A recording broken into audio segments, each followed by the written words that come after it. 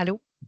En mars, c'est l'hiver qui s'étire, c'est les vacances d'été qui sont encore bien loin. On entend régulièrement: «J'arriverai pas à finir ma semaine, je sais pas comment je vais faire pour me rendre à mes prochaines vacances». Ça, pour nous, c'est super important d'identifier que ce sont des réflexes qui font en sorte qu'on accumule, on accumule, on accumule la pression, puis à un moment donné, bien, qu'on le veuille ou non, on a une certaine limite qui est atteinte.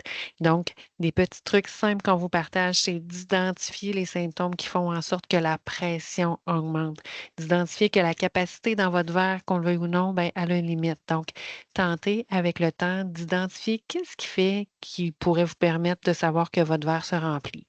Est-ce qu'on parle davantage de baisse de patience? Est-ce que vous avez le réflexe de vous isoler? On nous partage souvent aussi un genre de désengagement. Ah, on aime moins notre travail. Est-ce que je suis vraiment faite pour ça?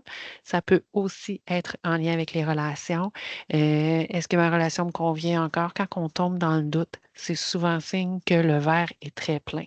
Donc, difficulté de concentration, on se désorganise, on court un peu comme une poule pas de tête. Des petits symptômes qui vous identifient que le verre se remplit parce que c'est là que vous avez besoin de mettre des outils concrets en place, de prendre des actions.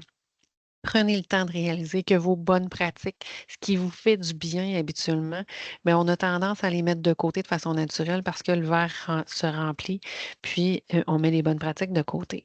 Donc, qu'est-ce qui vous fait du bien habituellement, puis que vous avez cessé de faire, de prendre le temps peut-être d'arrêter pour dîner, prendre le temps de sortir à l'extérieur, marcher, bouger, prendre le temps de lire, prendre le temps de rencontrer quelqu'un euh, pour jaser, pour juste ventiler, sans nécessairement être dans la recherche de conseils, mais juste d'avoir une écoute attentive pour soi, c'est super important.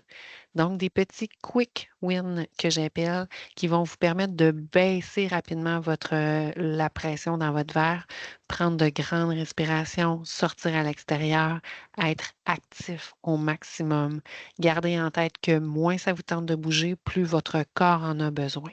Donc, des réflexes comme laisser l'ordinateur au bureau plutôt que de l'apporter à la maison, vous assurer de ne pas parler après le souper, par exemple, du travail puis de tous les enjeux vont faire en sorte que ça va vous permettre de faire une coupure, puis prendre le temps à la maison pour récupérer de façon efficace, puis vous permettre d'éviter d'accumuler du stress dans votre verre jusqu'à la prochaine période de repos qui va pouvoir être plus ressourçante.